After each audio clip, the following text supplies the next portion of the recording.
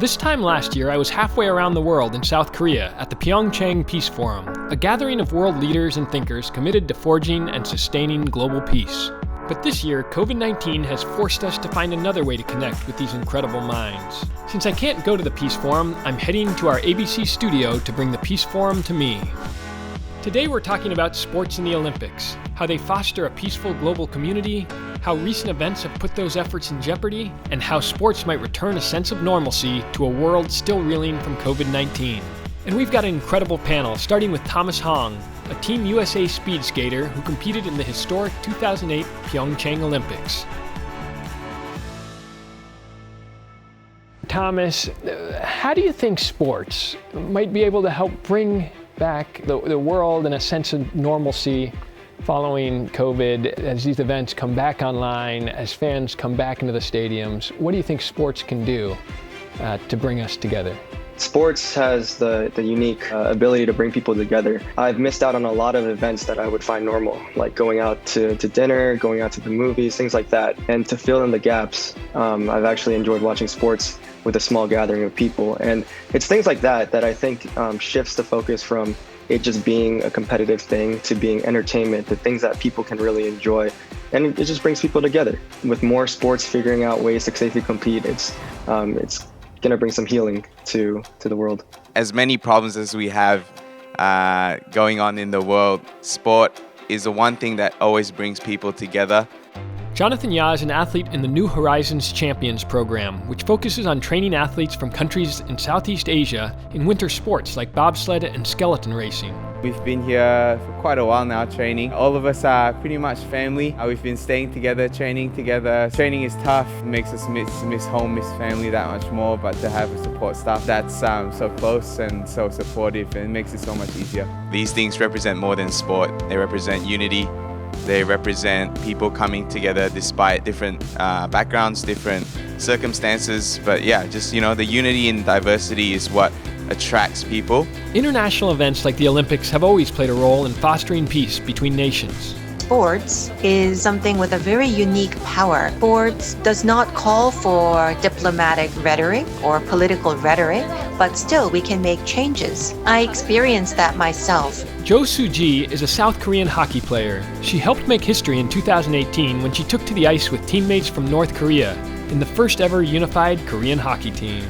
We came from different backgrounds. We had different experiences in these two Koreas, but at that time during the Olympics, we did not think about that because we didn't consider or divide ourselves, but we were just athletes, members of the same team, and we had the same goal.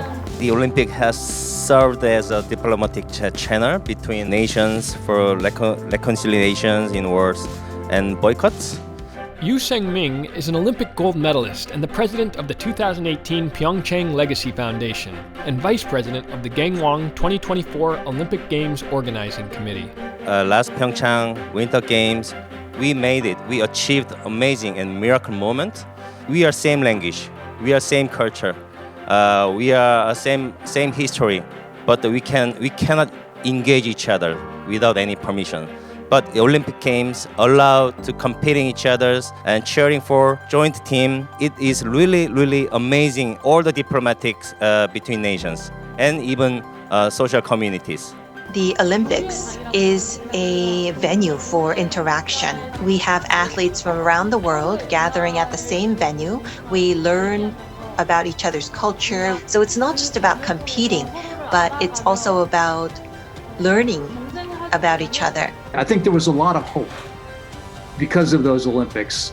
Bob Woodruff is an ABC News correspondent who's been covering North Korea for over 2 decades. There was North Koreans that were freely coming into the South and show themselves as a proud country. And there were no thoughts of war or conflicts or dropping down planes as a form of military forces. So I think there was great hope. The global connection may be more important now than ever as the world continues to face the unprecedented challenge of fighting COVID-19. Unfortunately, the Olympics were not exempt from the virus. In March of last year, the IOC announced the 2020 Tokyo Games would be delayed. I'm thinking that's likely what these athletes are feeling. A lot of anxiety, a lot of anxiousness just to get out there and compete and not knowing how their body would be in a year's time. The Olympics are, it's a unifying event. As a spectator and someone that loves the Olympics, we're excited to have them back this year. And Thomas, as someone who's competed at the Olympics and been there surrounded by these athletes from around the world, what is that feeling of solidarity during the Olympics?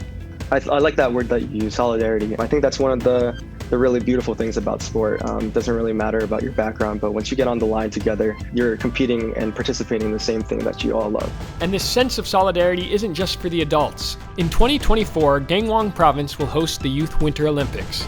And the governor of Gangwon Province, Choi Moon-soon, is hoping for more progress on the road to peace. Are there any plans for unified teams in the 2024 Youth Olympics? Obviously, we saw the unified hockey team at the PyeongChang Games. Joint hosting means that we have to establish the joint organizer. It also means that we share the burden of finance. So there are many possibilities that are still open, and maybe we can do something more than a unified team. Sports has the unique power to overcome any difficulties, and sports can bring people together, especially in the Olympic Games, without any discriminations.